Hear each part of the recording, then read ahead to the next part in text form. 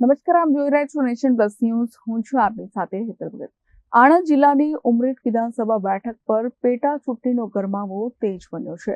ધારાસભ્ય ગોવિંદ પરમારના દુઃખદ અવસાન બાદ ખાલી પડેલી આ બેઠક પર ભાજપે તેમના પુત્ર હર્ષદ પરમારને ઉમેદવાર તરીકે જાહેર કર્યા છે. ઉમરેઠ વિધાનસભા બેઠક માટે ચૂંટણી પંચે જાહેરનામું પ્રસિદ્ધ કરતાની સાથે જ રાજકીય પક્ષો એક્શન મોડમાં આવી ગયા છે. ભાજપે સહાનુભૂતિ અને જ્ઞાતિના સમીકરણોને ધ્યાને રાખી હર્ષદ પરમાર પર પસંદગીનો કળશ ઢોળ્યો છે.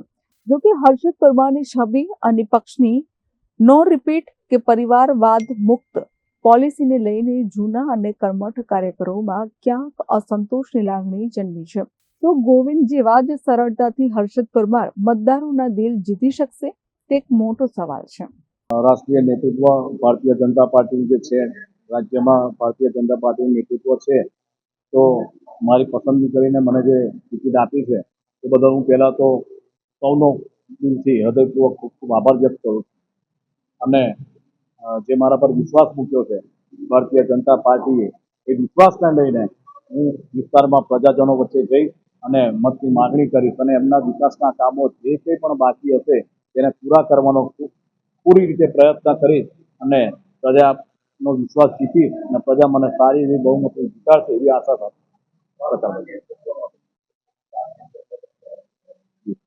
પક્ષના નેતૃત્વ માટે હું એટલું કહીશ કે જે મારા પર ભરોસો રાખ્યો છે એ આજે અને વર્ષો પછી પણ પક્ષને કોઈ પણ જગ્યાએ કોઈ પણ પ્રકારનું નુકસાન થાય કે થશે એવું કોઈને કામ કરવા પણ નહીં દઉં અને કરીશ પણ નહીં.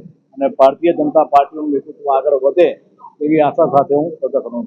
ઉમરેઠ વિધાનસભાની પેટા ચૂંટણી અમારા આદરણીય વડીલ ધારાસભ્ય શ્રી ગોવિંદભાઈ પરમારજીના દુઃખદ અવસાનથી આ બેઠક ખાલી પડી હતી અને એ બેઠક ઉપર એમના સુપુત્ર ચિરંજીવી હર્ષદભાઈને અમારું રાષ્ટ્રીય નેતૃત્વ, પ્રદેશનું નેતૃત્વ અને જિલ્લાનું પણ જે પાર્ટીનું વરિષ્ઠ નેતૃત્વ છે એ બધાએ જ્યારે ઉમેદવાર તરીકે હર્ષદભાઈની પસંદગી જ્યારે કરી ત્યારે ગોવિંદભાઈ પરમાર સાહેબના જેટલા પણ કામો વિકાસના હતા અને જનમાનસની અંદર એમની એક સારામાં સારી છાપ અને જેના કારણે તેઓ 4 વખત ધારાસભ્ય તરીકે ચૂંટાયેલા હતા અને એમના સુપુત્ર તરીકે એમના જ પગલે ચાલીને આજે ખૂબ વિકાસના કામો સંગઠનની અમારી ટીમમાં કે જેમાં પ્રદીપસિંહજી જાડેજાના નેતૃત્વ હેઠળ આ ચૂંટણી થશે.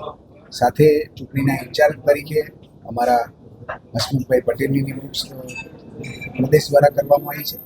અમારા પ્રભારી બેન શ્રી વર્ષાબેન દોશી, ઝોન મહામંત્રી જીતેન્દ્રસિંહજી ચૌહાણ, અમારા બંને મંત્રીશ્રીઓ કેબિનેટ મંત્રી શ્રી રમણભાઈ અને કમલેશભાઈ, અમારા સાંસદ શ્રી મિતેશભાઈ, ધારાસભ્યશ્રીઓ રૂપેશભાઈ, વિપુલભાઈ, ચિરાગભાઈ, પૂર્વ સાંસદશ્રીઓ, પૂર્વ ધારાસભ્યશ્રીઓ, પૂર્વ જિલ્લા પ્રમુખશ્રીઓ, આમ અમારું સમગ્ર ભારતીય જનતા પાર્ટીની ટીમ દ્વારા આ ઉમરેઠ વિધાનસભાની ચૂંટણી જંગી બહુમતીથી જીતાય એ માટે પૂરું પ્લાનિંગ કરીને આ ચૂંટણી માટે રાજ્ય સરકારના કામો, કેન્દ્ર સરકારના કામો અને આ બધું કુલ મળીને ચોક્કસ ખૂબ જંગી બહુમતીથી આ સીટ ઉપર ભારતીય જનતા પાર્ટીના ઉમેદવાર તરીકે હર્ષદભાઈનો વિજય થશે એવો દ્રઢ વિશ્વાસ છે.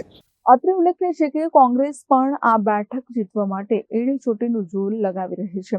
સેન્સ પ્રક્રિયા બાદ 6 થી વધુ દાવેદારોમાંથી 3 નામ શોર્ટલિસ્ટ કરાયા છે, જેમાં મહિલા ઉમેદવારને ટિકિટ મળે તેવી પ્રબળ શક્યતા છે. જો કોંગ્રેસ કોઈ મજબૂત ક્ષત્રિય ચહેરો મેદાનમાં ઉતારશે તો ભાજપ માટે સહાનુભૂતિના મતો મેળવવા મુશ્કેલ બની શકે છે. આણંદથી કેમેરામેન દિનેશ પટેલની સાથે Hiren Shah, nation plus news, Khambhat. સમાચારોના સતત અપડેટ મેળવવા માટે અમારી નેશન પ્લસ ન્યૂઝની યુટ્યુબ ચેનલને સબસ્ક્રાઇબ કરો, બેલ આઇકન દબાવો અને જોડાયેલા રહો ફેસબુક, ઇન્સ્ટાગ્રામ અને ટ્વિટર પર.